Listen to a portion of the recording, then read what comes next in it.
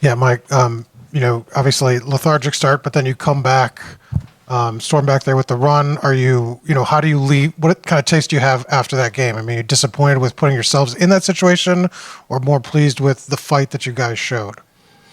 First of all, you got to tip your hat to Morehead because they played a great game. And, I've been preaching all year, you can be beaten by any team. Doesn't matter who they are if you don't come to play. And I thought at the start of the game we was flat and like we didn't even want to be out there. But finally, we picked it up when our backs were against the wall. And we made plays coming down the stretch that we had to make in order to win the game. I thought Malik's defensive stop at the end was probably the biggest, defensive play of the night. But hell, at the 7-minute mark, we were down 11, I think. And then our defense got better, and we were able to make some shots. We just got to keep working, man. We got to get better in a lot of areas, man. I mean, free throws, three-point shooting. I mean, we're taking enough threes. We're just not making them.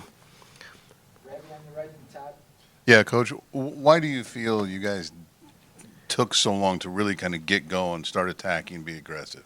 If I knew that, I could really answer that question. I mean, as coaches, we think we're ready to play every time we step out on the floor. And it didn't happen tonight. For whatever reason, it didn't. But at the end of the day, the guys made the plays that they needed to make to secure the win, and that's what counts.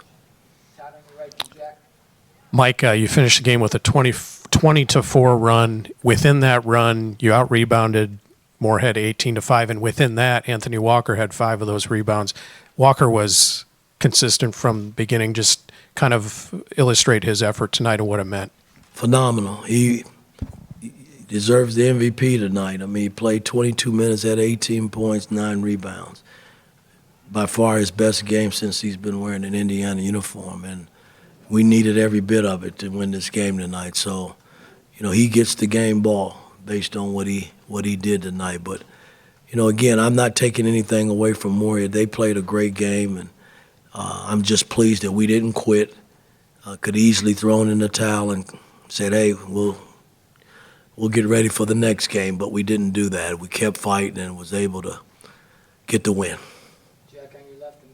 Yeah, Mike, their guard Lathan, number 2, had 30 points, but he didn't score in the last 9 or so minutes. Just what kind of changed? What was the adjustment there to limit him down the stretch? Well, we struggled with the pick and roll up top. It's something that we hadn't done all year, and then he got away. I mean, he made some tough shots, and I knew they were going to go to him at the end, and I thought, they got the switch that they wanted with Malik, but Malik just held in there and kept his ground and was able to even block, get a tip, his hands on the ball when he shot it.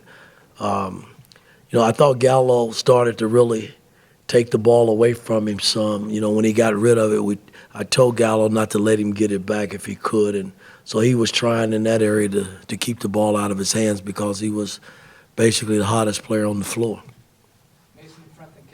Coach, you guys were down 11 at half, and it seemed like it was maybe a shorter conversation at half. You guys took the floor about 6.5 minutes to go.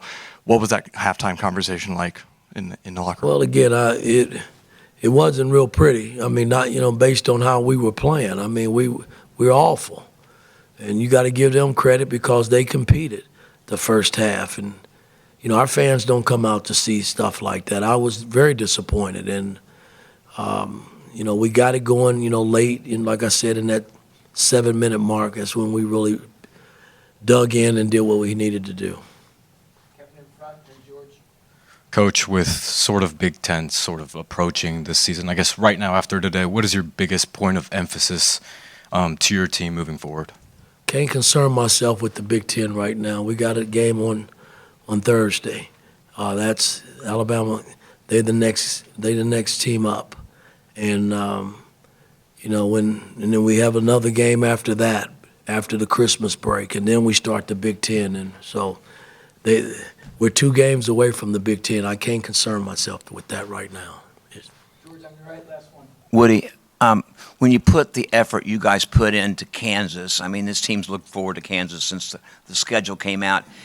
Does it often, the next game, is that the game you guys really got to worry about when you play, and it seemed like they came out, they were slow coming out for most of the game. It's a great question, Joe. I mean, my thing is, it should never be that way. When you play in this game of basketball, and especially when you playing here at home, you should never have highs and lows like that. And, the Kansas game was a great game. I thought we did a lot of good things in that game, but we just fell short.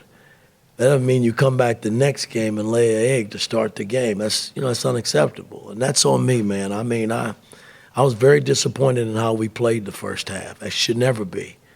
And I just gotta keep working as a coach to get them better, to make sure that we don't put ourselves in that position again.